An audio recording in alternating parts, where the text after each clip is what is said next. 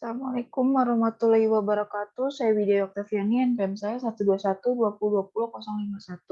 Saya di sini akan memberitahu bagaimana cara penyembuhan data pada uji normalitas dan penyembuhan data pada uji multikolonialitas. Apa saja faktor yang mengidentifikasikan data tidak normal adalah terdapat data ekstrim. Data ekstrim adalah data yang melebihi nilai maksimum atau ambang batas. Kedua, terdapat data yang bertumpuk. Yang ketiga, nilai mendekati nol. Di sini ada jenis-jenis grafik histogram. Ada 6. Ada moderate positive skewness, substansial positive skewness, severe positive skewness, moderate negative skewness, substansial negative skewness, severe negative skewness. Di sini saya akan menjelaskan bagaimana cara penyembuhan data pada menggunakan grafik ini. Di sini ada solusi alternatif untuk mengatasi gejala data yang tidak normal. Jika bentuknya moderate positive skewness menggunakan SQRT, jika bentuknya substansial positive skewness menggunakan LN.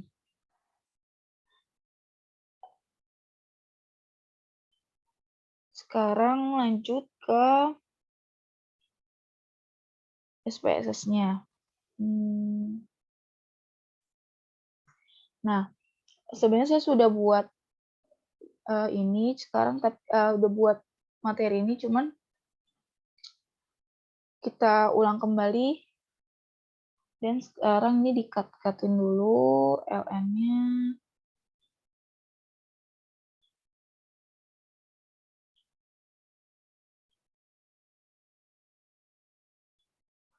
Nah, di sini ada 5 variabel, ada income, earns, wealth, EXP, dan age. Angka pertama itu munculkan residualnya. Pertama klik analyze, regression, linear. Nah, income di dependent, earns, wealth, EXP, dan age di independent. Di sini klik plots, Y-nya itu receipt, X-nya itu zip-rate. Lalu klik continue, save unstandardized, continue, oke. Nah, udah muncul nilai residualnya. Yang kedua itu lakukan uji normalitas menggunakan Kolmogorov-Smirnov. Kita lihat datanya itu normal atau tidak. Kalau tidak, kita akan melakukan penyembuhan. Caranya itu klik analyze, lalu klik non-parametric, klik legacy dialogs, klik one sample KS. Di sini satunya kita pindahin ke tes variable list, lalu klik OK. Nah, di sini nilai signifikannya itu mana tuh? 0,000, yang berarti datanya itu tidak normal karena jika suatu data normal itu datanya itu nilai signifikannya harus lebih dari 0,05. Sekarang kita akan melihat kelima variabel ini, berarti datanya tidak normal. Berarti kita akan melakukan penyembuhan pada data ini. Sekarang balik ke SPSS. Ke sini. Kelima data ini, kelima variabel ini, kita lihat mana yang tidak normal, kita lihat satu persatu. Caranya klik analyze, klik non-parametric, klik legacy dialogs, klik one sample KS. Nah, di sini kita pindahin, kita ganti semua datanya ke sini.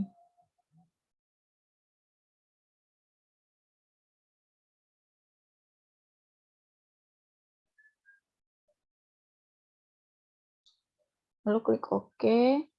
Nah, di sini tuh nilainya itu di bawah 0,05 semua nilai signifikannya, berarti data ini tuh tidak normal.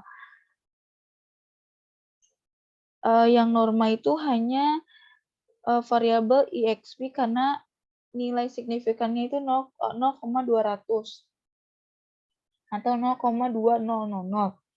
Artinya yang akan kita sembuhkan adalah variabel income, earns, wealth, dan age.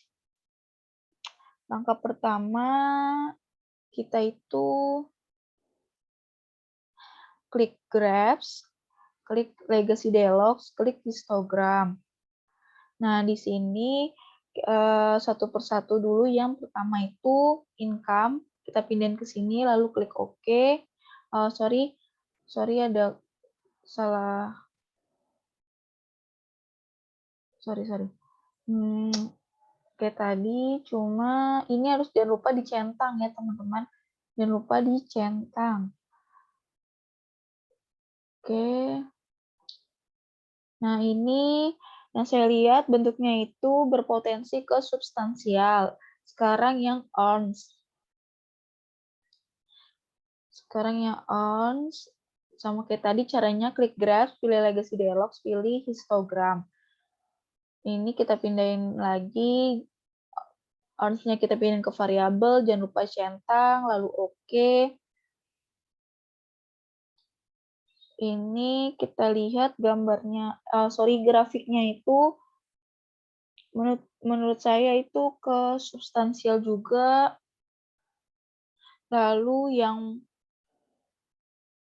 wealth, sisa wealth dan age, kita lihat sama-sama substansial atau tidak. Caranya masih sama. Sekarang yang wealth.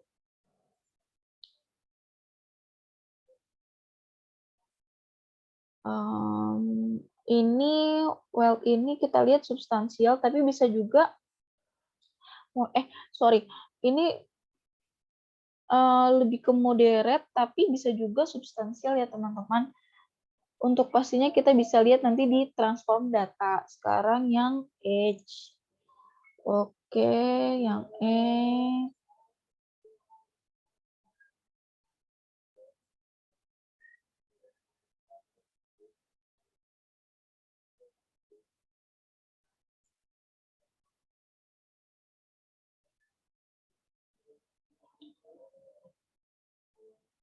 Nah, yang age ini saya lihat bentuknya substansial.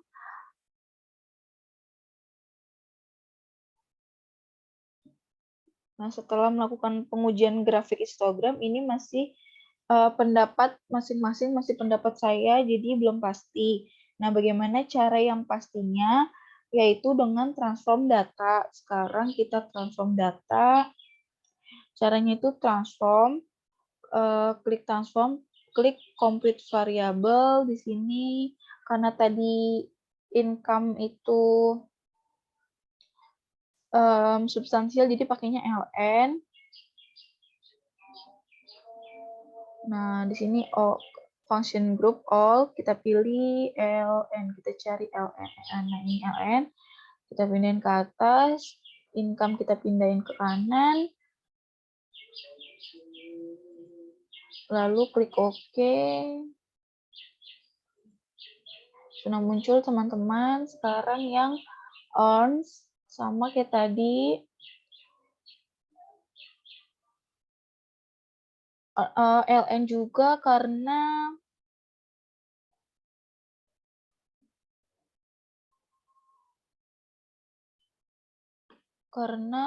substansial juga bentuk grafiknya. Ini ln, earns, lalu OK. Sudah ada. Sekarang yang wealth, caranya masih sama. Yang wealth ini karena tadi kita masih ragu, jadi kita uji dua-duanya ya. Sekarang yang ln dulu, nanti yang sqrt.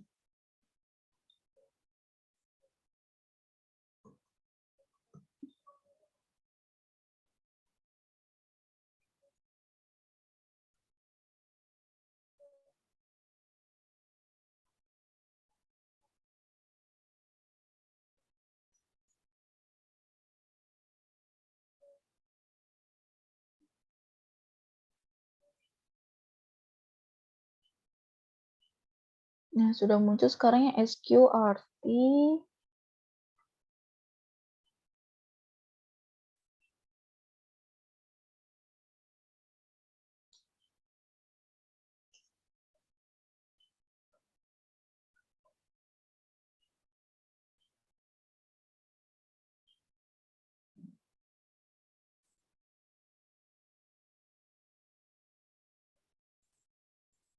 Oke. Sudah ada sekarang yang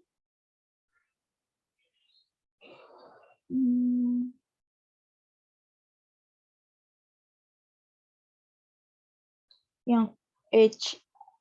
Sekarang yang H. Oke.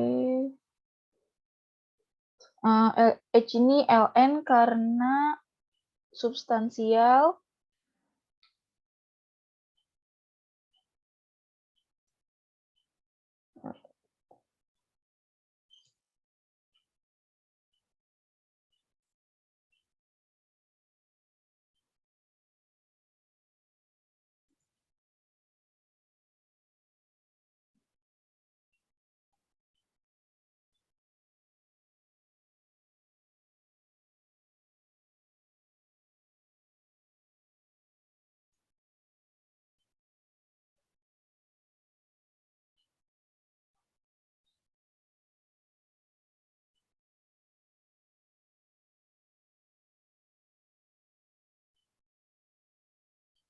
Oke, nggak keluar. Kita ulangi.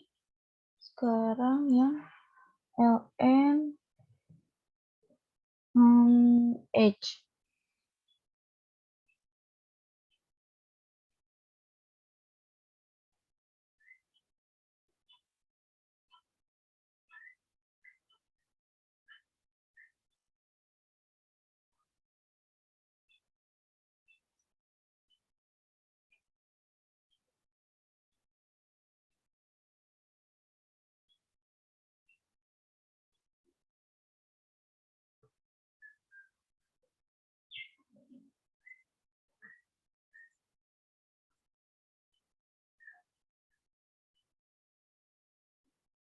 Oke, karena tadi kepencet, kita ulangi yang weld itu.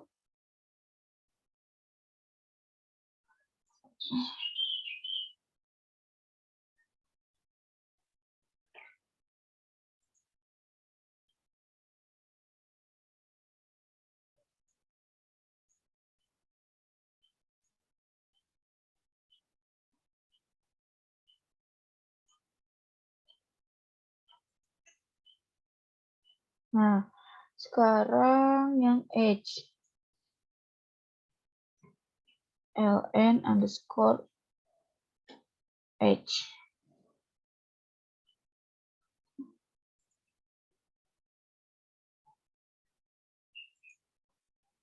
Oke.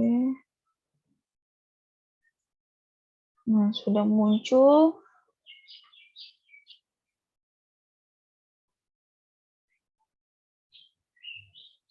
Lalu kita cek apakah setelah ditransform datanya menjadi normal. Langsung aja klik Analyze.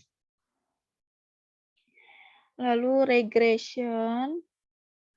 Lalu Linear.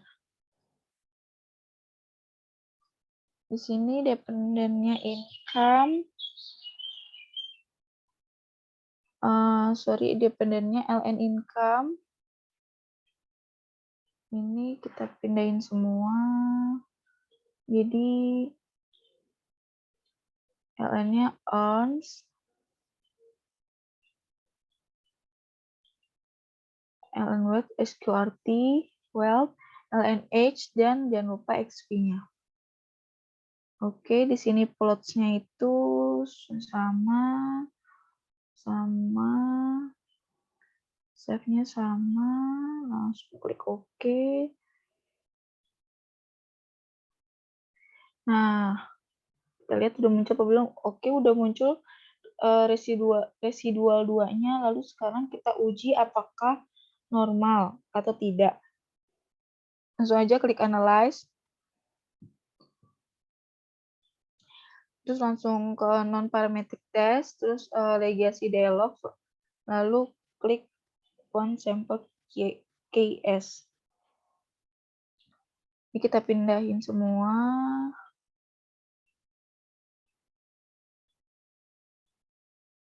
Lalu RS2-nya kita pindahin ke sini. Lalu klik OK. Nah, alhamdulillah nilai signifikannya itu 0,200 yang berarti normal. Karena nilai signifikannya di atas 0,05. Sekarang kita cek apakah normal semua variabelnya karena nilai signifikannya itu 0,200. Tapi kita ceknya satu-satu ya.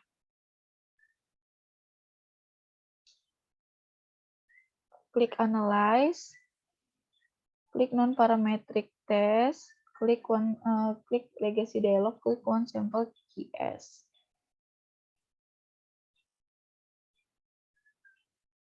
Nah, di sini kita pilih LN Income, Earns and Wealth, QRT Wealth, LNH, dan jangan lupa EXP. Kita pindahin ke sini, lalu klik OK. Nah, di sini udah di atas 0,05 semua, karena tadi sebelumnya itu nilainya yang di atas 0,05 hanya si EXP-nya aja. Sekarang udah di atas 0,05 semua. Yang berarti datanya itu normal. Jadi, untuk yang variabel well ini grafiknya itu moderate ya teman-teman, karena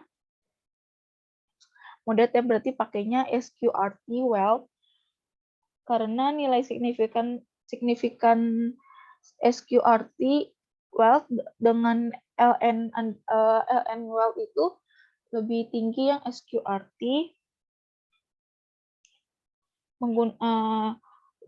pada saat menggunakan Kolmogorov-Smirnov. Seperti itu penyembuhan data dengan uji normalitas. Sekarang kita lanjut ke penyembuhan data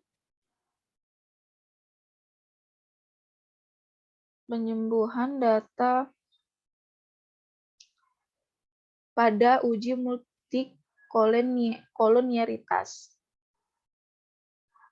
Uji multikolonialitas dilakukan dengan melihat nilai tolerance, value, dan variance inflation factor atau FIF pada tabel koefisien. Kriteria hasil pengujian adanya multikolonialitas yaitu sebagai berikut. Lihat pada kolom collinearity statistik pada tabel koefisien. Jika toleransi value-nya kurang dari 0,1 atau FIF lebih dari 10, terjadi multikolinialitas. Dan jika toleransi value-nya lebih dari 0,1 atau FIF-nya kurang dari 10, tidak terjadi multikolinialitas.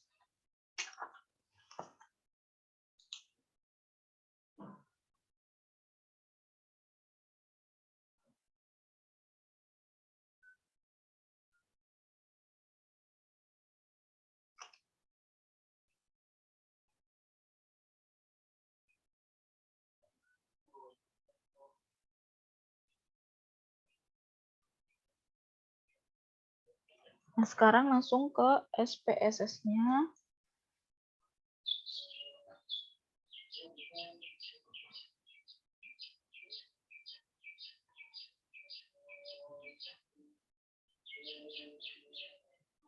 Nah, ini datanya.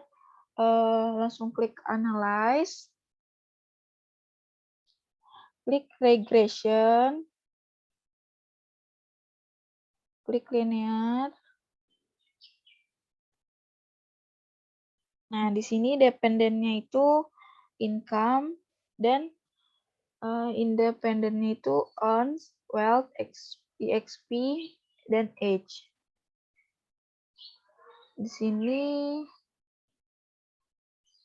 Kita checklist estimate, model fit, dan collinearity diagnostic. Lalu continue.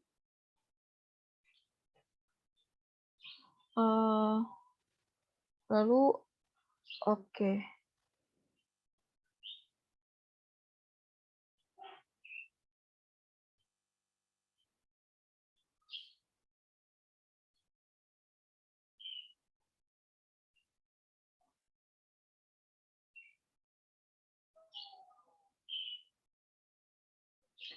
Nah, kita lihat di tabel koefisien.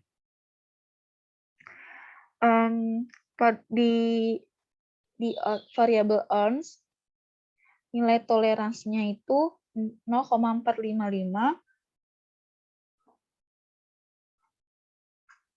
dan nilai FIF-nya itu 2,195. Ini yang artinya itu nilai toleransinya itu lebih dari 0,1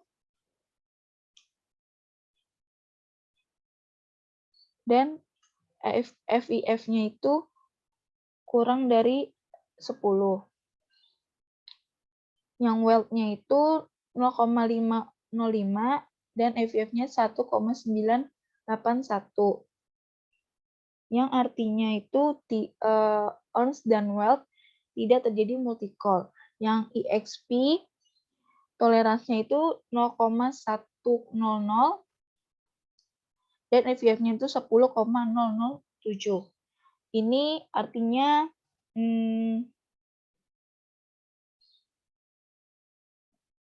terjadi multicollinearitas, dan yang H itu 0,11 dan FIF-nya 9,976. Ini mepet nilainya yang sebenarnya sih belum sebenarnya sih ini masih ngikutin kriteria, cuman ini mepet, jadi kita akan buang di antara nilai XP dan nilai H-nya. Buang atau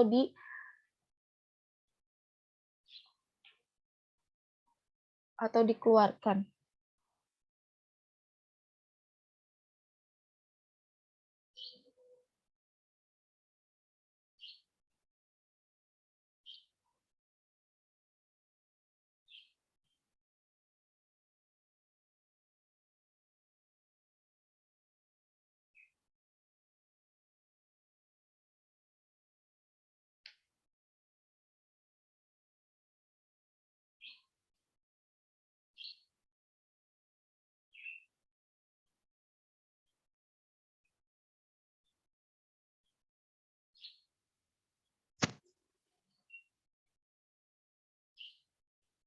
Nih, faktor yang mengidentifikasikan gejala multicollinearitas dalam model regresi yaitu pada suatu keadaan di mana data menunjukkan kolerasi nilai linear yang perfect di antara variabel penjelas yang dimasukkan ke dalam model regresi. Akibatnya, nilai yang dihasilkan tidak dapat dipastikan nilainya. Solusinya itu saya menggunakan yang mengeluarkan variabel yang berkorelasi tinggi.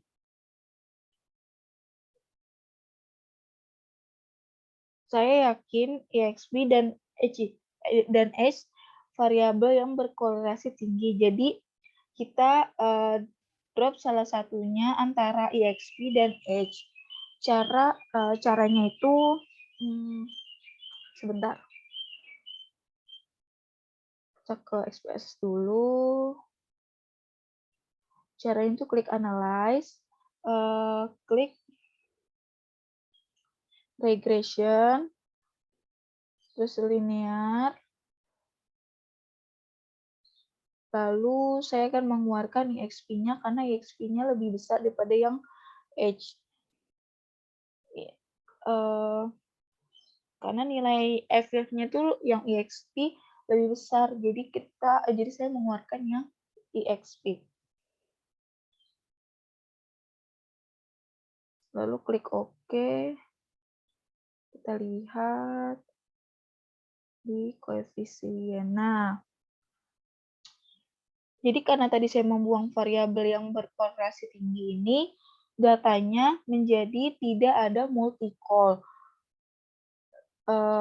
Toleransinya itu 0,577, FIF-nya 1,732, dan yang well itu 0,50, 0,05, 0,505, dan FIF-nya itu 1,981. Yang H 0,826, FIF-nya 1,211. Lalu yang H ini udah memenuhi kriteria karena tadinya nilai FIF-nya hampir mendekati 10, yaitu 9,976. Nah, di sini menjadi 1,211. Di sini nilainya itu jadi 1,211 nilai FIF-nya. Jadi pada saat kita melakukan uji multikoliniaritas ini, lalu ada variabel yang berkorelasi tinggi, kita keluarkan variabel tersebut.